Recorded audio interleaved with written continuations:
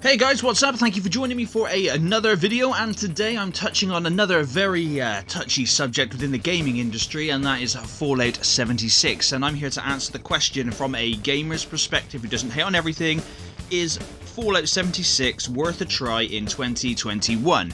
When this game was originally released, of course, it was a bit shit.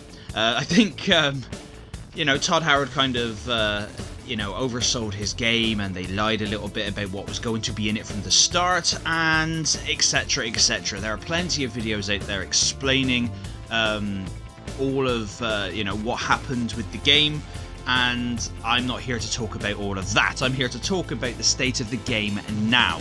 However, I must disclose that I did pick up the game very, very cheap. I'm talking like less than £8 on Amazon here in the UK, so that's probably like $10 or something like that.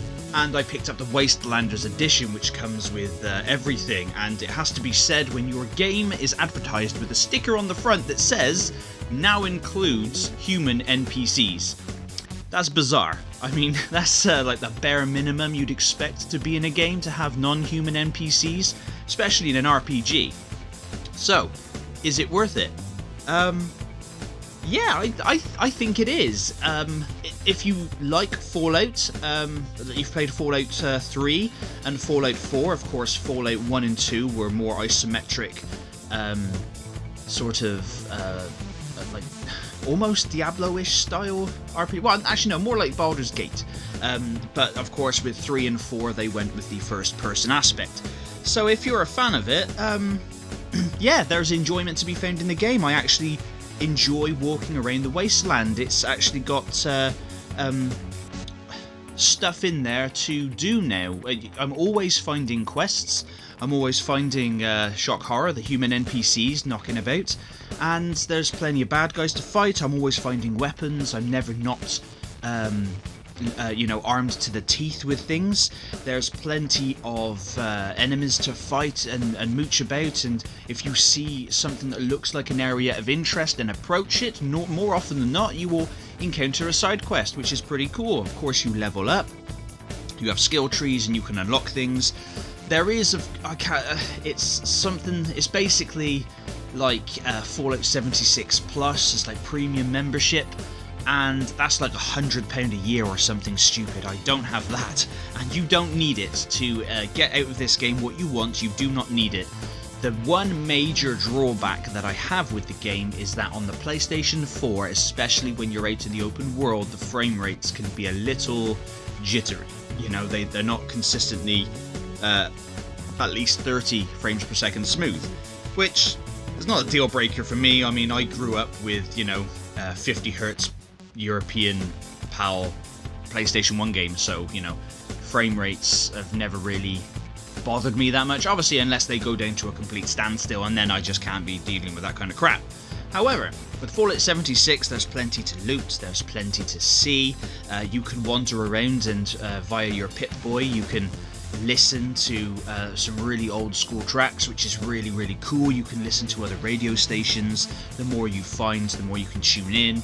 There is of course a main story. I haven't finished it yet, which is why I'm not doing a review on the game. I've put in I don't know, about 20 hours so far, and yeah, I just go around from place to place, just having a chill basically. This Fallout 76 is a game that I put on and I just mooch about and do things, and I don't have any I don't hate the game. I don't have any issues with it. I did not pick it up at launch, and like I said, I picked up the Wastelanders edition, which comes with a whole load of other stuff. There's a Battle Royale mode on it. I haven't tried that yet, but I will. I'll give it a go. And yeah, I mean, obviously, as you can see from the gameplay, the game doesn't look too bad. It doesn't look great, but it doesn't look too bad. It is playable, definitely, and yeah, there are still plenty of people playing the game. I'm always seeing other people mooching about. You can, of course, finding food and all that. You have to eat and you have to drink, which is... I like the survival mechanics, so there's that. Of course, you have to use the Radaway or other radiation stimulants to stop yourself from getting radiation sickness, so that's a staple of Fallout. There's just some really cool weaponry. There's a lot of customization options for your character in terms of what you can wear, and of course you can be male or female, etc. There's the mutants. They're pretty badass, and you get to fight those guys quite a lot, as well as standard bandits, and there's other radioactive insects knocking about like rad roaches and that kind of stuff. There's a building mechanic, of course, for your camp. And you can build yourself a house and all that wherever you want to have it. And there are like public events. So if you play Destiny, and like a public event will ping up on the map, and you have to go there and just partake in it. And you can do that. You can send out a request for people to join you, or you can join other people's requests to take on said public events or other quests, which is pretty cool, and you can gain extra XP that way. There are like way stations or like points of interest that you can take over yourself. You just go there, activate it, fight off a load of enemies, and then also other people can come and foil your plan. I think that's how it works. Nobody's appeared and sassed me as of yet, but never say never. And what else can you do with these kind of videos? I don't like scripting them because I don't want it to feel like I'm just reading from a bullet point gizmo, because then it doesn't seem genuine, if that makes sense. Because I'm telling you this all from my experience and from my head, it's more real. I'm telling you what I want you to know about the game.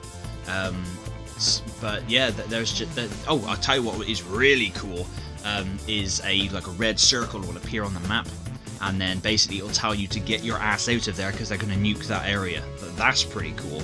I do like that. I've never been nuked, but yeah, I have seen that go off a couple of times. But yeah, there's other vaults that you can enter, which act as also like dungeons, the same as mines, and you can go in and you can just have at it, basically shoot some people, cause some chaos. You can just come across enemy camps and take them out, and of course loot away. There is also like robots walking around or floating around that you can kill and get them for parts.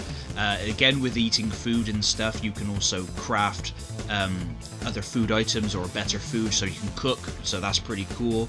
You can also craft other things as well. You can make weapons better, you can craft weapons, you can craft armor. So this game has plenty to offer, and it is well worth a go. I definitely say pick it up well on the cheap.